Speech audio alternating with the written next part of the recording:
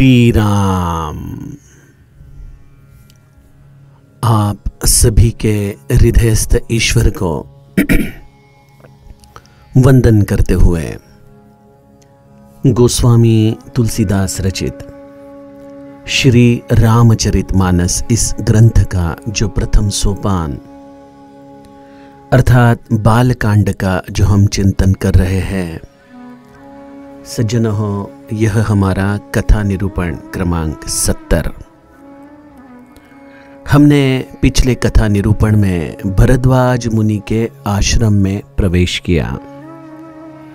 गोस्वामी जी ने अत्यंत विस्तार से इस ग्रंथ का मंगलाचरण, इस ग्रंथ का आरंभ अपने 42 दोहों के द्वारा हमारे सामने रखा और उसके पश्चात हमने कल से प्रयाग क्षेत्र में याज्ञवल्क्य और भरद्वाज मुनि के संवाद के द्वारा इस कथा के सूत्रों का चिंतन प्रारंभ किया। गोस्वामी जी कहते हैं कि यह प्रयाग क्षेत्र भगवत अनुराग का क्षेत्र है।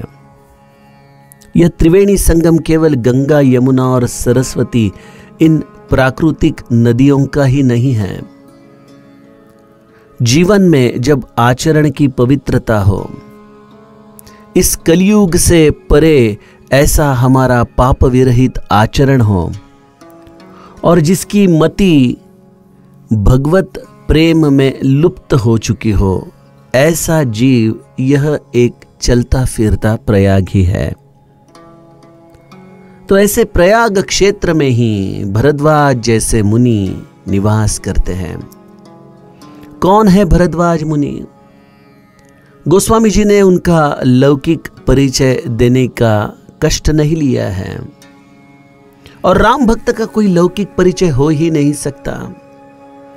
आप लौकिक जग में भले राजा हो, इंद्र हो, लेकिन अगर आप राम भक्त नहीं हो, अगर आपके मन में प्रभु रामचंद्र के प्रति स्नेह अनुराग नहीं है, तो आप इस रामायण में स्थान ही नहीं पाओगे। भरद्वाज मुनि एक ऐसे दिव्य संत है जिनके लक्षण गोस्वामी जी हमारे सामने गाते हुए कहते हैं कि तीन ही राम पद अति अनुरागा, बस इससे ज्यादा और कोई पहचान नहीं हो सकती। भगवत चरणों में अत्यंत प्रीति, यही मुनि की सबसे बड़ी पहचान होती है और उस अनुराग के द्वारा वह तपस्या करता है। शम दम का वह निधान हो जाता है, उसमें दया उसका स्वाभाविक स्वभाव हो जाता है। ऐसा परमार्थ पथ जिसमें अत्यंत सुजान, ऐसे यह मुनीश्वर।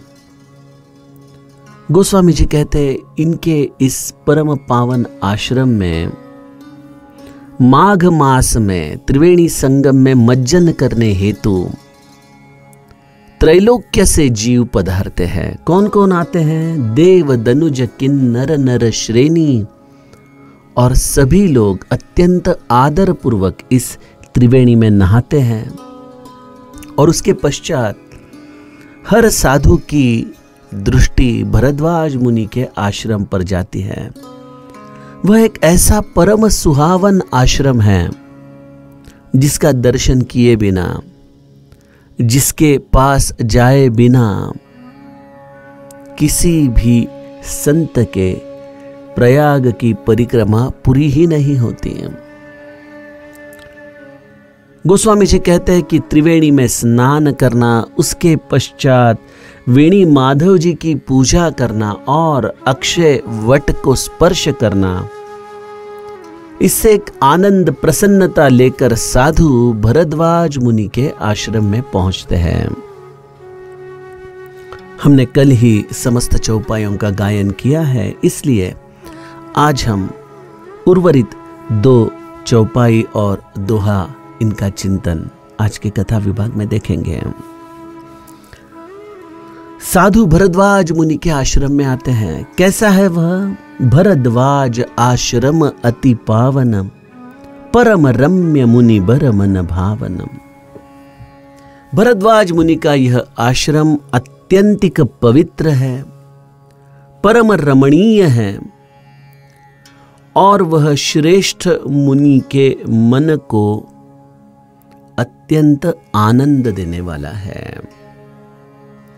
ऐसी क्या व्यवस्था थी भरद्वाज मुनि के आश्रम में? अर्थात आश्रम की अनुकूलता, इसका परिमाण क्या है, कैसी गिनी जाए? हमारे जैसे सामान्य जन कोई भी देवस्थान में जाते हैं, निवास हेतु जाते हैं, भोजन हेतु जाते हैं, तो वहां पे जो निवास व्यवस्था में स्वच्छता है, जो एक आदर आतिथ्य है, उस भावना से वह प्रभावित हो जाते हैं। कई लोग वहां के भोजन के रुचि से, उसके स्वाद से अत्यंत प्रसन्न हो जाते हैं। साधु किस भावना से तीर्थ क्षेत्र में जाता है, उसे इसमें से कौन सी चीज मन को विशेष प्रसन्न करती है? देखिए, अगर साधु देहाधिष्ठित भूमिका का हो, अगर वह तथाकथित हो, तो शायद उसे भी हमारे जैसे सामान्य जीव जिन चीजों के द्वारा प्रभावित होते हैं, वही चीजें उसे भी आनंद देती हैं। लेकिन साधु तो बहते पानी जैसा रहता है। प्रकृति ने उसे जिस अवस्था में रखा है, वह उस अवस्था में विश्राम पा लेता है। उसे कोई विशेष निवास व्यवस्था नहीं चाहिए, उसे किसी भी तरह के आदर तिथ्य की जरूरत नहीं है। ना ही साधु को कोई रुचिदार स्वादिष्ट भोजन आवश्यक है। हाँ, यह बात तो ठीक है कि तीर्थ क्षेत्र में आने वाले सभी साधु नहीं होते, सामान्य जीव होते हैं, तो उनके लिए यह व्यवस्था रखना उचित भी है। उनके लिए निवास व्यवस्था बनाई जाए, उनके प्रसाद की व्यवस्था ठीक से की जाए, यह सब उचित ही है। लेकिन तीर्थ क्षेत्र यह कोई टूरिज्म इंडस्ट्री नहीं है। तीर्थ क्षेत्र कोई रेस्टोरेंट नहीं है। तीर्थ क्षेत्र कोई लॉजिंग नहीं है। तीर्थ क्षेत्र में अगर यह सुविधा ही तीर्थ क्षेत्र को आनंददायक बना रही है, तो शायद हम तीर्थ क्षेत्र से परे हैं। हम कई जगह में देखते हैं कि पुराने जमाने में शायद वहां के मंदिर, वहां के संस्थान इतने सघन नहीं थे, रहने की व्यवस्था ठीक नहीं थी, मट्टी की दीवारें थीं, शायद गोमय से साफ किया हुआ फर्श रहता था, निद्रा करने के लिए भी शायद गद्दे नहीं थे, कोई चद्दर पे ही सोना पड़ता था, नहाने के लिए शायद गर्म पानी भी ना हो, और भोजन भी शायद केवल दाल चावल से ज्यादा देने की वहां पे कोई व्यवस्था ना हो। लेकिन आज भी उन स्मृतियों से हमारी आंखें नम हो जाती है, क्योंकि वो जो सद्भाव था, वो जो प्रेम था, वहां पे जो उपासना के प्रति संवेदना थी, कभी कभी तीर्थ क्षेत्र के सधनता में यह चीजें खो जाती है। सज्जनों, लोग भी उन चीजों को याद करते हैं, लेकिन उस तरह के जीवन को वापस उस तीर्थ क्षेत्र में वो जीना नहीं चाहते, क्योंकि उनके जीवन का भी स्तर बदल चुका है, उनका भी रहन सहन बदल चुका है। तो सामान्य जीव के स्तर पर शायद लोग तीर्थ क्षेत्र का मूल्य मापन वहां पे जो फैसिलिटीज है, वहां पे जो संसाधन है, उससे करे, लेकिन शायद वो साधु के मन को अत्यंत प्रसन्न करे, यह हो नहीं सकता। साधु किससे प्रसन्न होता है? साधु के दृष्टिकोण से तीर्थ क्षेत्र की व्याख्या क्या है? साधु को सबसे बड़ी प्रसन्नता होती है जहां पे नित्य हरि नाम संकीर्तन चले, जहां पे नित्य सत्संग चले, जहां पे नित्य अन्नदान चले, जहां पे भगवत कथा का नित्य गान हो। ऐसी अत्यंत पावन भूमि फिर शायद भौतिक रूप से वहां पे संसाधन की कमी हो, लेकिन ऐसी जगह साधु के मन को अत्यंत प्रसन्न करती है। परम रम्य मुनि बर मन भावन। पूज्य बाबा बेलसरे कहते थे कि कई बार आप ऐसी स्थान पर साधना के लिए निकल जाए जहां पे आपको कोई पहचानता नहीं, जहां पे कोई भीड़ भाड़ नहीं है, आप एक कोने में बैठे अपनी जप माला लेकर और बस भगवत नाम में खो जाए, कोई लौकिक विक्षेप वहां पे नहीं आ सकता। ऐसा एकांतिक स्थान साधु के मन को भाता है। गोस्वामी जी कहते हैं कि भरद्वाज मुनि का आश्रम भी वैसा ही था। वो त्रिवेणी संगम से बिल्कुल पास था, लेकिन वहां का एकांत, वहां की उपासना, और ये कैसे संभव होता है? जो आश्रम का मुखिया है उसके उद्देश्य, उसके हेतु पर उस आश्रम का संस्कार, उस आश्रम की पवित्रता अबाधित रहती है। यहां पे भरद्वाज मुनि जिस आश्रम में रहते हैं, जो स्वयं अत्यंत तपस्वी है, शम दम दया के निधान है, जो परमार्थ में अत्यंत प्रवीण है, जिन्हें प्रभु रामचंद्र के चरणों में अत्यंतिक प्रीति है, इन्हें और कोई अन्य चीज की जरूरत ही नहीं है। ऐसे भरद्वाज मुनि अपने आश्रम में नित्य उपासना में रत है, और इसके लिए उस आश्रम का यह मुख्य, इस आश्रम का यह संस्थापक अपने इस उपासना के द्वारा इस आश्रम में एक ऐसी पवित्रता, एक ऐसा आनंद निर्माण कर रहा है कि वहां पे जो भी प्रवेश करे उसके त्रिताप उस आश्रम में प्रवेश ही न कर पाए। अब देखिए, काकभूषुंडी नीलगिरी पर्वत में रहते हैं, वहां पे वो सत्संग करते हैं। गरुड़ जी वैकुंठ में है, जहां पे विष्णु के चरण कमलों में रहते हुए उन्हें तो किसी भी चीज की कमी नहीं हो, लेकिन जब वह नीलगिरी पर्वत पर आते हैं, त्रस्त है मन से, और जब काकभूषुंडी के आश्रम में प्रवेश करते हैं, तो जैसे ही आश्रम में प्रवेश करते हैं, उनके चित्त प्रवृत्ति में एक बदलाव आ जाता है।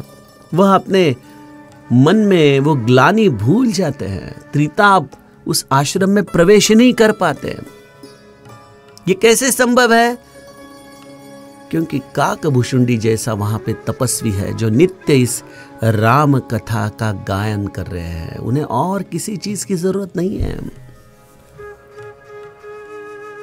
इस कलियुग का हमें प्रभाव आश्रमों में भी दिखाई देता है, जहां पे आश्रम का मुखिया ही धन में रत है। किस तरह से आश्रम का कलेक्शन बढ़ाया जाए, किस तरह से अपने शिष्यों की संख्या बढ़ाई जाए, किस तरह से अपने संप्रदाय को नंबर 1 करने में वो जुटा रहता है। ऐसी स्पर्धा से वह शायद समाज में तो प्रभाव रख सके, लेकिन परमार्थ में वो विन्मुख हो जाता है। उसके आश्रम में मेरे जैसे सामान्य जीव शायद आनंद प्राप्त करे, लेकिन साधु के मन को ऐसा आश्रम आनंद नहीं देता।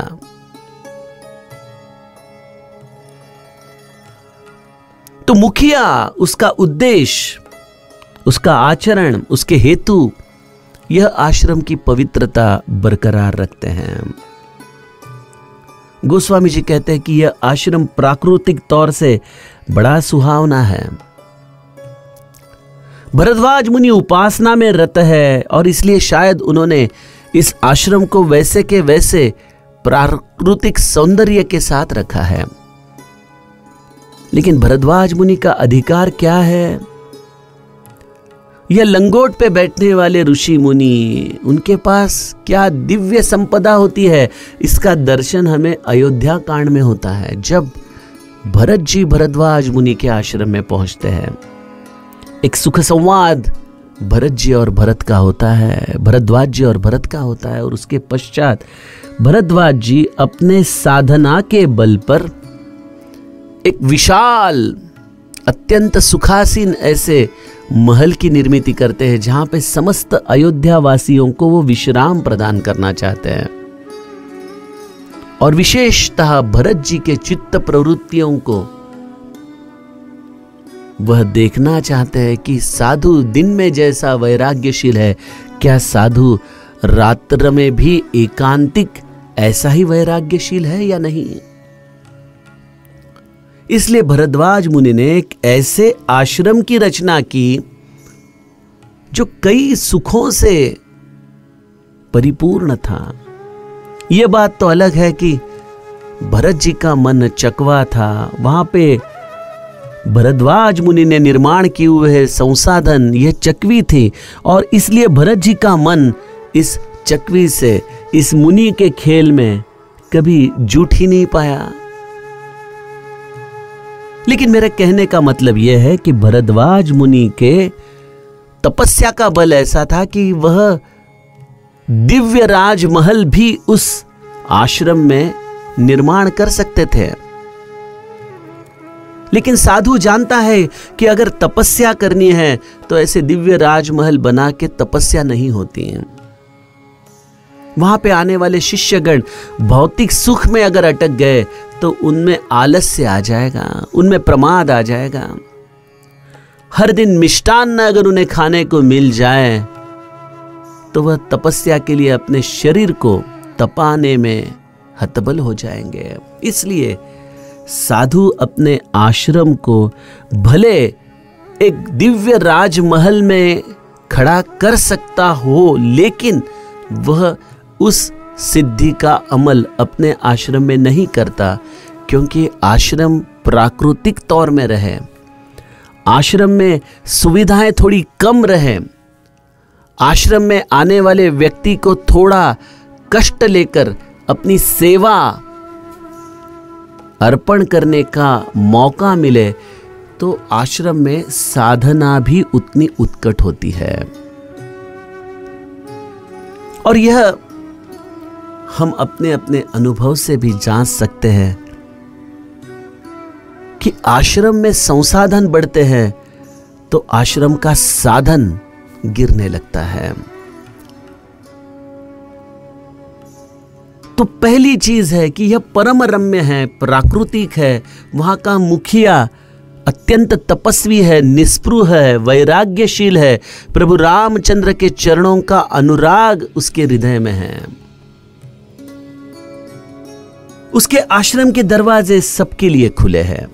तहां होई मुनि ऋषय समाजा, जाहि जे मज्जन तीर्थ राजा।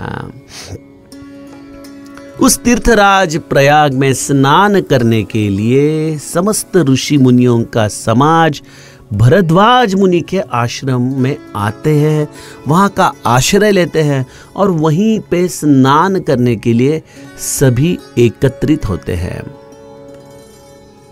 50-60 साल पहले, या मेरे जब गुरु भगवान 100-125 साल पहले देह में थे, तो गोंदोले के मंदिर से भी माणगंगा जो नदी थी वहां तक जाने के लिए रास्ता था, और आने वाला हर राम भक्त मंदिर में आके राम के दर्शन करे, गुरु के दर्शन करे, उसके पश्चात माणगंगा में जाके स्नान करे।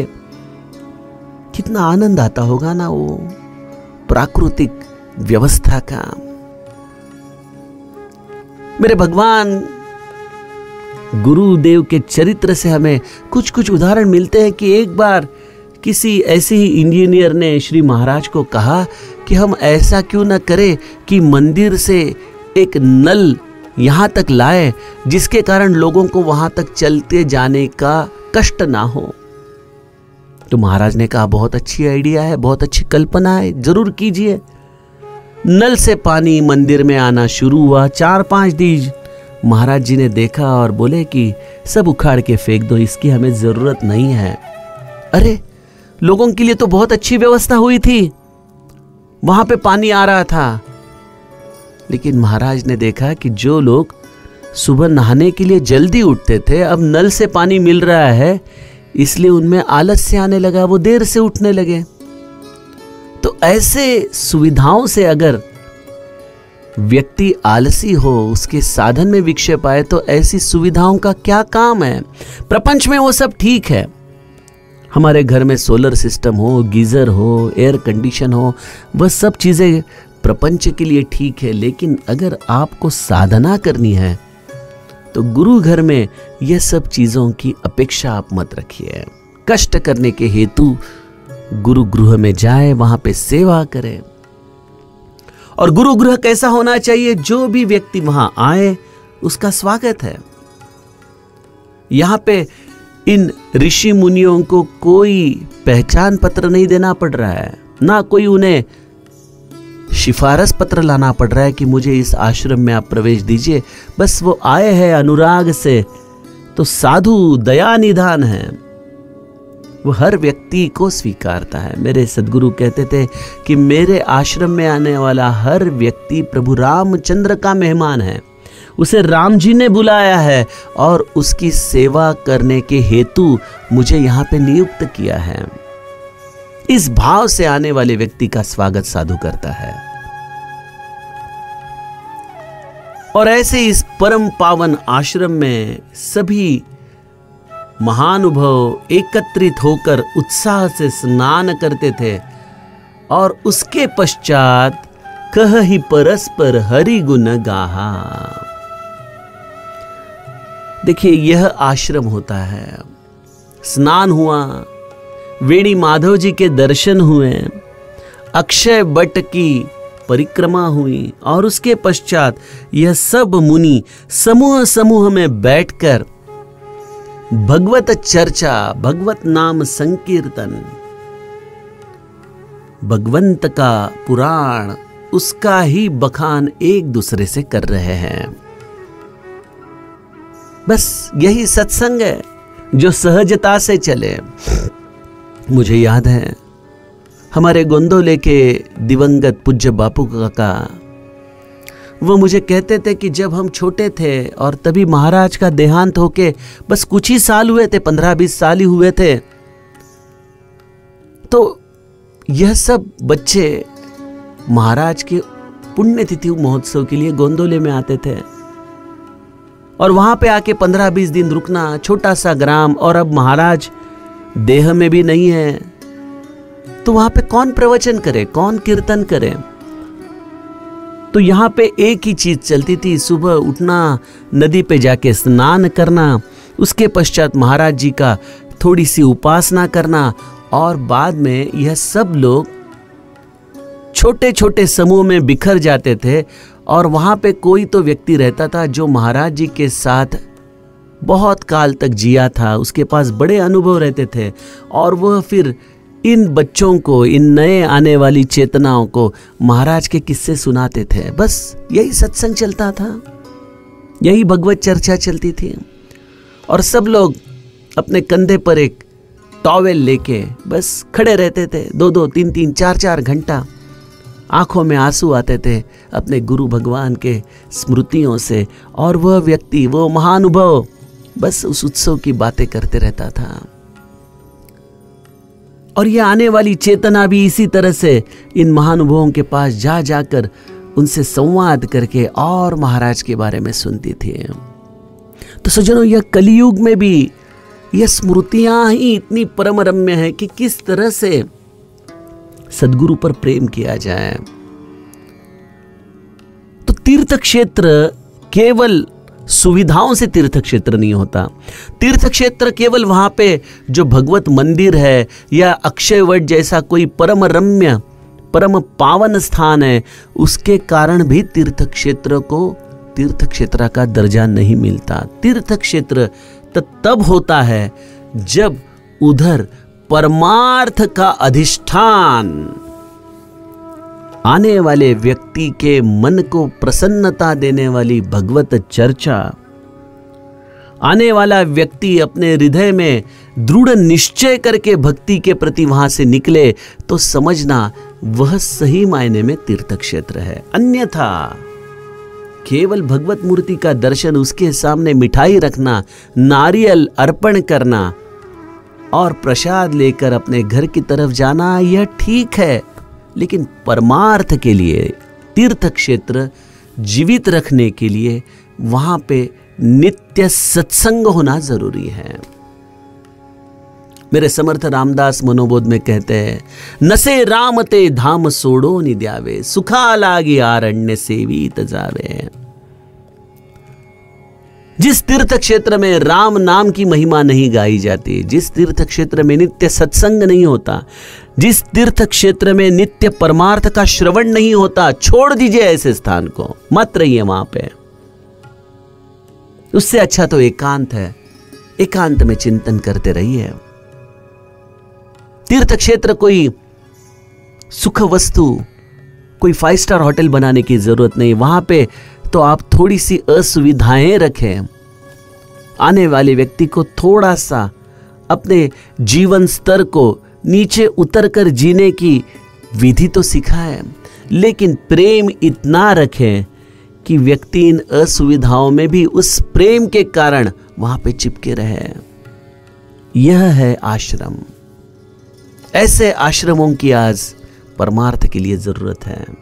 कह ही परस्पर हरि गुण गाहा, एक दूसरे से नित्य हरि चिंतन, हरि नाम संकीर्तन का महिमा बखान करना, यह आश्रम के जो कार्यवाहक है उनकी जिम्मेदारी है कि लोग वहां पे एक दूसरे के दोष न देखें, एक दूसरे के प्रति दुर्भाव न रखे, लेकिन जो भी व्यक्ति मिले वह भगवत चिंतन करे। यह उस मंदिर के कार्यवाहक का प्रमुख जिम्मा है, और इसके लिए वहां पे जो प्रमुख व्यक्ति है वही सबसे बड़ा उपासक होना चाहिए, वही सबसे बड़ा तपस्वी होना चाहिए। बस वो एक बार अपने इस उपासना में इस तरह से रहे, तो जैसे भगवत गीता हमें कहती है कि यद यद आचरति श्रेष्ठ, जिस तरह से श्रेष्ठ व्यक्ति आचरण करते हैं वैसे ही वहां पे रहने वाले लोग भी आचरण करते हैं।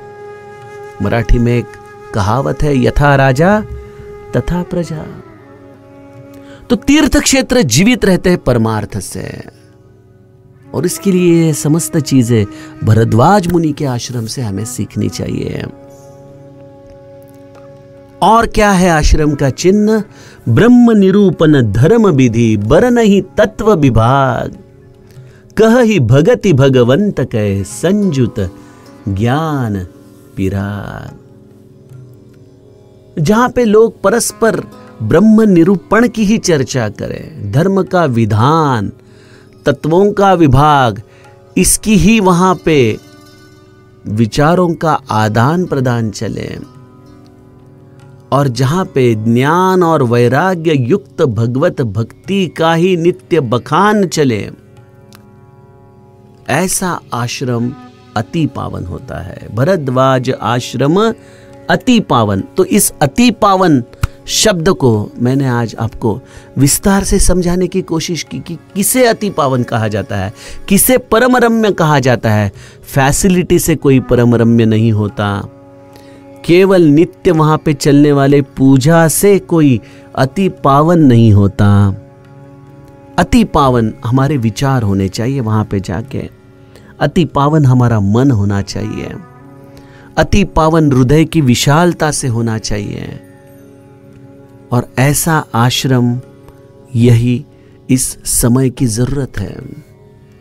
और जब गोस्वामी जी कहते हैं कि ब्रह्म निरूपण चल रहा है, धर्म विधि चल रही है, तत्व विभाग का चिंतन चल रहा है और भगवत भक्ति का भी बखान चल रहा है, इसका मतलब आश्रम सांप्रदायिक ना हो। आश्रम हर विचार पर चिंतन करे, हर विचार पर गौर करे। जब मेरे सद्गुरु भगवान कहते हैं कि भगवत नाम में योग के समस्त अंग है, तो मुझे लगता है कि भगवत नाम की चर्चा समस्त योग सूत्र के द्वारा होनी चाहिए। ब्रह्म सूत्र के द्वारा होनी चाहिए, उपनिषद वेदांत के द्वारा नाम की महिमा गानी जानी चाहिए। तभी जाके हम सांप्रदायिक रहे बिना भी अपने साधन मार्ग पर अत्यंत निष्ठापूर्वक चलते रहेंगे। और ऐसा एक आदर्श आश्रम इस कलियुग में लोगों के उद्धार के लिए अत्यावश्यक होता है।